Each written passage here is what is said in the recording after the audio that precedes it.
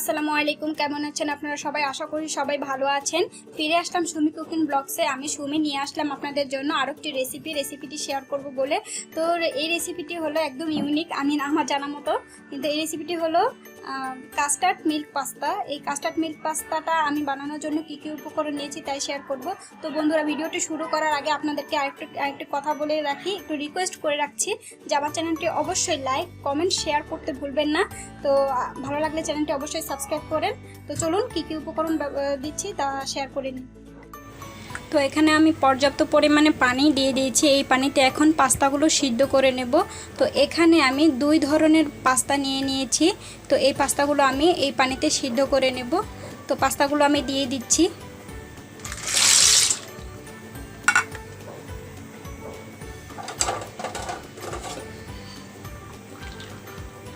তো এই পাস্তাগুলো আমার ভালোভাবে সিদ্ধ হতে প্রায় 10 থেকে 12 মিনিট সময় লাগবে। তো ফিরে আসছি 10 থেকে 12 মিনিট পরে। তো পাস্তাগুলো ভালোভাবে সিদ্ধ হয়ে গেছে। আমার প্রায় 12 মিনিট সময় লেগেছে এই পাস্তাগুলো ভালোভাবে সিদ্ধ হওয়ার জন্য। এখন এটাকে আমি একটা ছাঁকনিতে ছেঁকে নেব এবং ঠান্ডা পানিতে ধুয়ে নেব।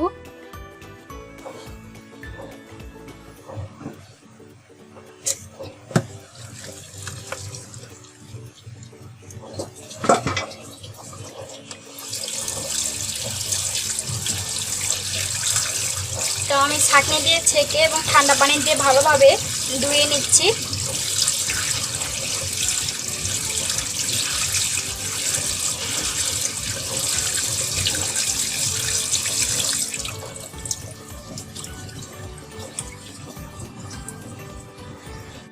তো এখন আমি একটা প্যান নিয়ে নিয়েছি। এই প্যানের মধ্যে এখন এখানে আমি 250 গ্রাম প্যাকেটের দুধ দিয়ে দিয়েছি, লিকুইড দুধ। তো এখন এর সাথে 250 গ্রাম এখানে লিকুইড দুধ দিয়েছি। এখন আমি এখানে কনডেন্স মিল্ক দেবো, এখানে 1/4 কাপ।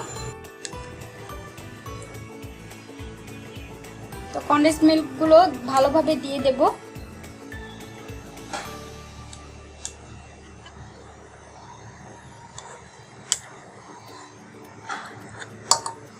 তো কনডেন্স মিল্কগুলো দেওয়া হলো। এখন আমি এখানে গুঁড়ো দুধ দিয়ে দেব 3 টেবিল চামচ।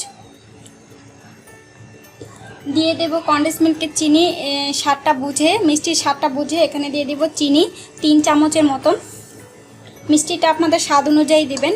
আপনারা যদি কনডেন্স মিল্ক যদি বেশি করে দেন তাহলে এই চিনিটা দেবেন না, তাহলে মিষ্টি অতিরিক্ত হয়ে যাবে। এখন এটা আমি নেড়ে মিক্স করে নেব। তো এখানে আমি এখন একটি এলাচ, একটি দারচিনি এবং একটি তেজপাতা এড করব। তো আমার সব উপকরণগুলো ভালোভাবে মেশানো হয়ে গেছে। তো আমি কনডেন্স মিল্কের বাটিটা একটুখানি ধুয়ে একটু পানি অ্যাড করেছিলাম, 1/4 কাপের মতন পানি অ্যাড করেছিলাম। তো এখন এটা আমার মিক্স করা হয়ে গেছে। এখন আমি এখানে একটি এলাচ এবং দারুচিনি এবং তেজপাতা অ্যাড করে দেবো, এটা একটা ফ্লেভারের জন্য। এগুলো ফ্লেভারের জন্য দিয়ে দিচ্ছি। এখন আমি এটা প্রায় জাল করে নেব 5 মিনিট ধরে। একটা ক্রিমি ভাব আসা আগ পর্যন্ত এটা আমি জাল করতে থাকবো।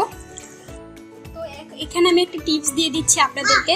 তো এখানে আমি 1 চামচ কাস্টার্ড পাউডার অ্যাড করব, কারণ এই কাস্টার্ড পাউডারটা দিলে একটা সুন্দর ফ্লেভার, কালার এবং একটু ঘনত্ব ভাবটা তাড়াতাড়ি চলে আসে এবং অনেক টেস্ট লাগে। তো এই কাস্টার্ড পাউডার আমি শুধু 1 চামচ নিয়েছি। তো এখানে একটুখানি নর্মাল পানি দিয়ে এটা ভালোভাবে গুলিয়ে নেব। এটা দিলে এটার মধ্যে একটা হলুদ হলুদ কালার আসবে আর দেখতেও সুন্দর লাগে, আর কাস্টার্ডের একটা সুন্দর একটা ফ্লেভার আসে, ওই ফ্লেভারটাও লাগবে, এই জন্য দিয়ে দিচ্ছি। এখন এটা আমি জাল করে নেব। তো চলুন।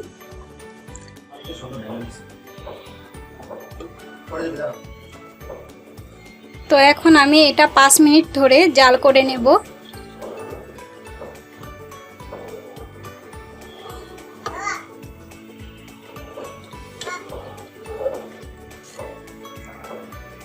পাস্তাগুলো দুধটা জাল করা হয়ে গেছে ভালোভাবে। এখন আমি এর মধ্যে পাস্তাগুলো অ্যাড করে দেব।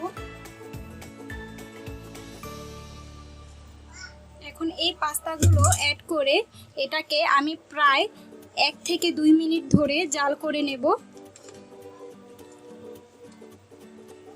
অনেক সুন্দর একটা ফ্লেভার ছড়িয়েছে এখনই। আপনারা বানিয়ে খেলে অবশ্যই বুঝতে পারবেন এর স্বাদ ফ্লেভার অনেক সুন্দর এবং মজাদার একটা রেসিপি। তো এটাকে আমি প্রায় 2 মিনিট ধরে জাল করে নেব।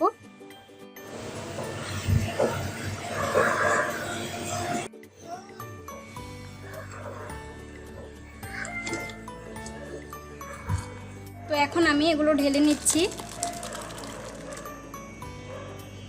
এখন এটাকে আমি ফ্যানের বাতাসে আধা ঘন্টার জন্য ঠান্ডা করে নেব। তারপর আমি নর্মাল ফ্রিজে রাখবো আধা ঘন্টার জন্য। তারপর আমি সার্ভ করে আপনাদেরকে দেখাচ্ছি। তো এইগুলো আমার ঠান্ডা হয়ে গেছে পাস্তাগুলো। তো এখন আমি একটি চামচের সাহায্যে বাটিতে সার্ভ করে নিচ্ছি।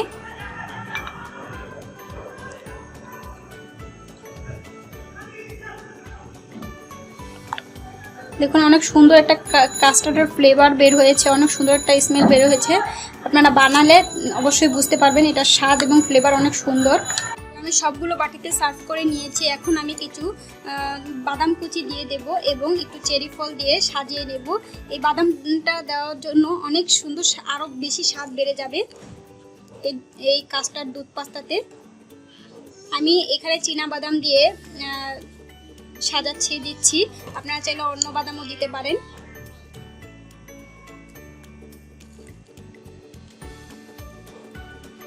তো আমি এবার চেরি দিয়ে সাজিয়ে নিচ্ছি।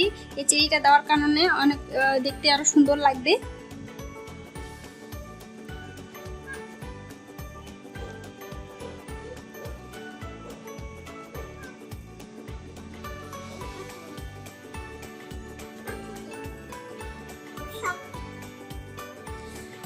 তো হয়ে গেল আমাদের আজকে মিল্ক কাস্টার্ড পাস্তা। তো কাস্টার্ড মিল্ক পাস্তাটা অনেক সহজেই বানিয়ে নিলাম মাত্র 30 মিনিটে।